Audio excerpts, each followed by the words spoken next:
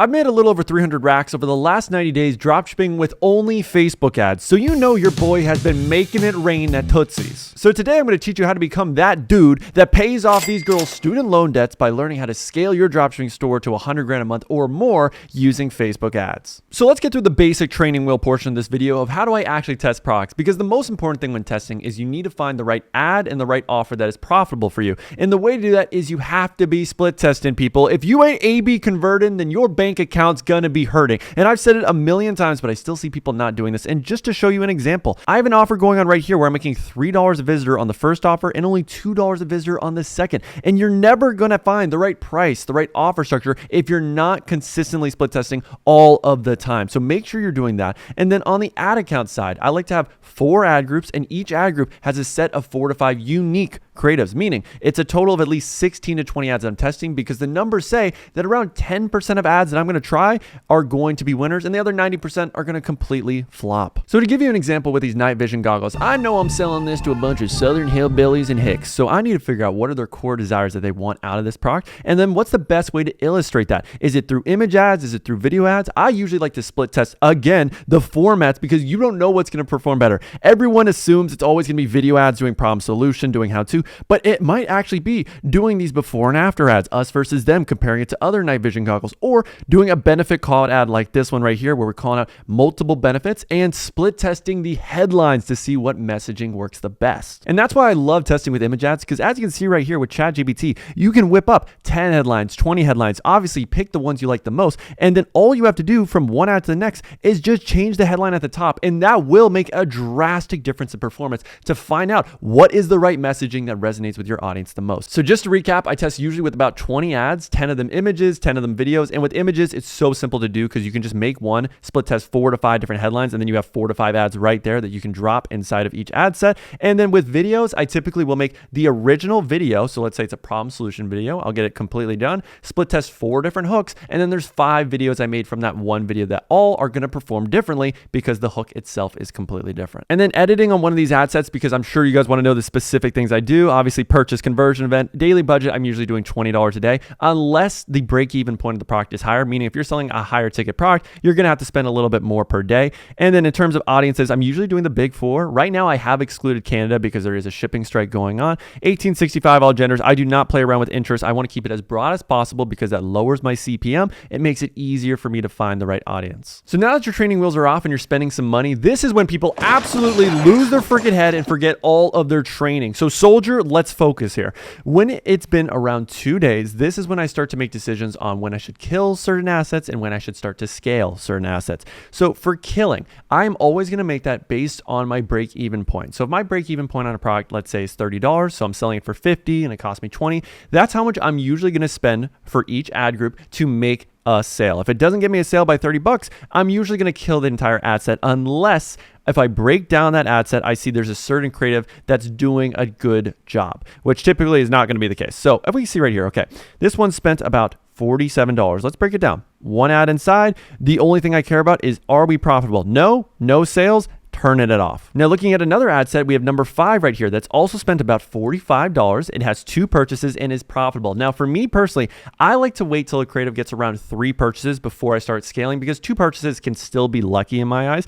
But what do we do when it gets to that 3 purchase mark? Well, that's when we start to put more money into that creative and see, can it scale? Because certain creatives can spend $20 and be profitable, but they can't spend $50 and be profitable. But the only way we'll find out how much money can we put into this creative and still be profitable is we have to start raising budgets. And before we get into all the scaling mumbo jumbo, that's really the most important thing I want you to take away when you're analyzing your metrics. The only thing that matters is, are my cost per purchases lower than my break even? I know everyone wants to overanalyze and obsess over my cost per unique link clicks $1.50 when it should be 75 cents. Oh, there's no way I can scale. My CTR is 3%, but it should be at 7%.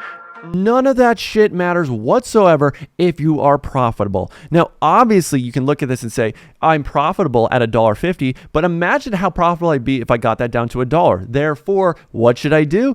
let me split test more creatives, more hooks like this ad so that I can make a better version, because this is only the first version of this ad. Imagine with some further tweaking what we could do. And just to look at one more ad here, we have ad number 3. It spent $48, so that's past our break even. It got some add to carts, but only one purchase, and it has been unprofitable. So what would you do in a scenario like this? I tend to give it another day, and if it can't pick up a second purchase and become profitable, I'm usually going to turn off that creative or that ad set. All right, keep your pickle in your pants here, people. I know this is the only reason you're watching this video, for the juicy scaling method. So how do I scale to 100 grand a month? Well, it is fairly simple. We already talked about it. You need a winning ad and a winning offer that is profitable. So once I have a creative, like with this example right here, number 5, we have 3 purchases. It is below our break even. We need to start putting more money into it. Now, how do we do that? I like to first start with vertically scaling. So whatever my budget is, if it's at $10, I'm bumping this up by 25 to 50% the next day. So to 15 in this example, but if I was starting at 20, I'd bump it to $30. So 50% budget increases after it started to perform. Now you may be saying, Ethan, what happens if I raise my budget and then the next day it underperforms? Well, I would just lower the budget down from, if it was at 15, back to $10 and have it prove itself again. But what happens if it performs well at $15? Well, then the next day I will raise the budget again by 50% until it proves that it cannot be profitable at that budget. So this is how we slowly start to scale, one way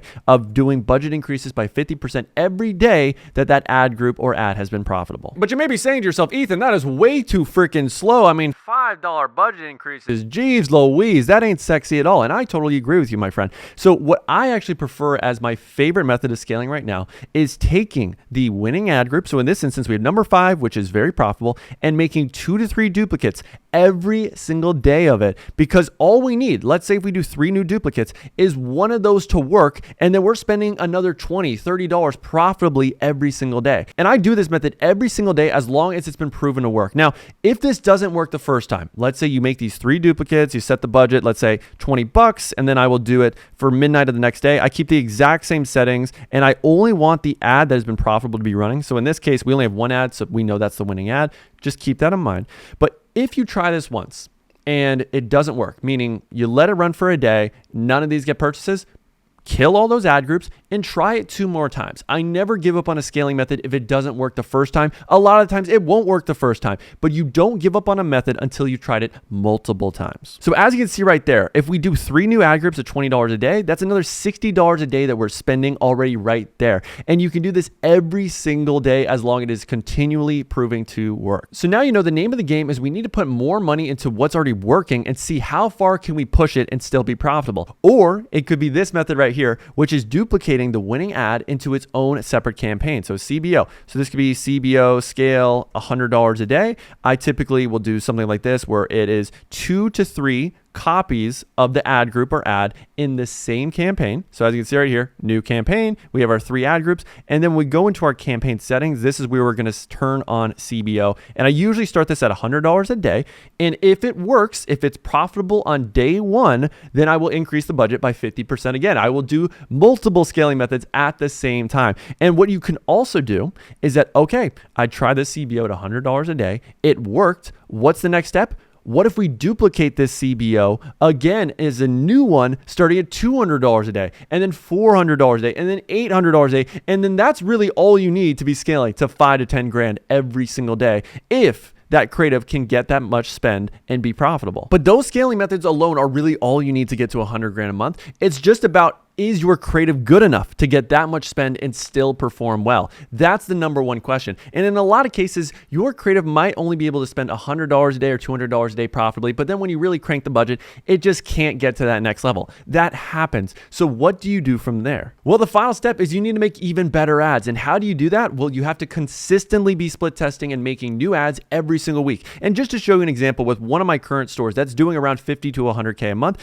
look at how many new ad groups I am launching all of the freaking time that are versions of winning ads. So F4A1 is a winning ad. Look at how many versions of split tests that I've made just on that ad alone. This is what it takes. You make variations of what's already performing well. So you try all of these ideas when you're first testing, so 4 different frameworks, and then once you figure out what's that one framework that's working really well, all right, time to make 20, 30, 50, 100 new versions of that ad by split testing the headline, split testing the hooks, split testing the body, split testing every single element so you can make a better version of that ad than the current one that is performing. Now you may be saying, Ethan, I made 10 new versions of my winning ad to dethrone my current winner. How do I actually test these though and give them a fair shot to win? Well, for me personally, I like to do a new ad group, ABO, $20 a day, and then I'll drop a set of 4 to 5 images in there. So if I had 10, I would just create 2 new ad groups. Each of them have a set of 5 of those ads, and they get $20 a day each, so you can see which one gets some spend and which can potentially outperform your main winner. But if you got a little bit more dough like Papa E and you're spending it on Tootsies, but you could also spend on your ad account, what you can do is that each ad could get its own ad group where you spend $20 a day into it and see, can that perform on its own? But those are the 2 main ways.